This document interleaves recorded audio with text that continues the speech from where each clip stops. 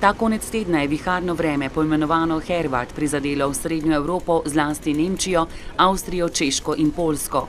Skupaj poročajo o 5 smrtnih žrtvah. V neurju, ki je zajelo Nemčijo, so viharni sunki razkrivali strehe in podirali drevesa. Močno je naraslo tudi morje in med drugim poplavilo tudi Hamburg. Na tisoče ljudi je še vedno brez električne energije. Nova železniška proga, ki naj bi povezovala Kitajsko in Evropo, je bila uradno odprta. Tovorni vlak bo na poti od Wuhana, ki je glavno mesto province Hubei, do Dodžesa v Franciji, prepeljal 41 zabojnikov napolnjenih športno opremo. Trasa železnice poteka preko Rusije, Belorusije, Poljske in Nemčije. Konvoj bo za pot od Kitajske do Francije potreboval od 16 do 18 dni.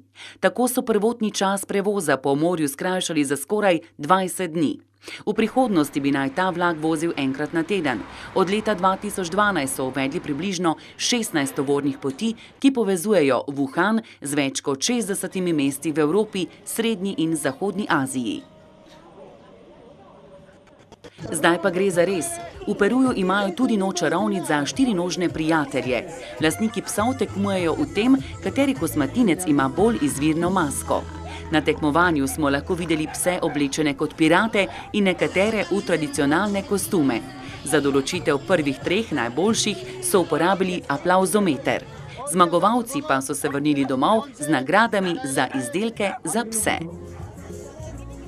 Marija Argiriadija se je naučila, kako težko je bilo dobiti igrače v njeni mladosti.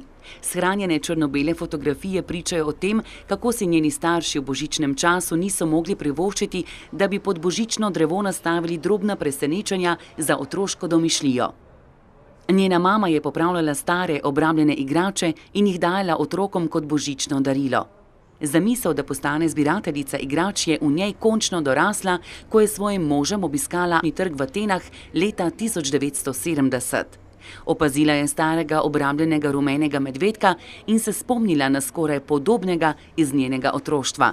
Kupila ga je in skrbno popravila. Ta medvedek je postal prva igrača v njeni zbirki.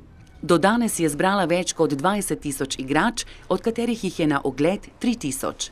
Ko so jo vprašali, kaj čuti, ko pogleda svojo zbirko, je s solzami v očeh odgovorila, da čustva, radost in strah.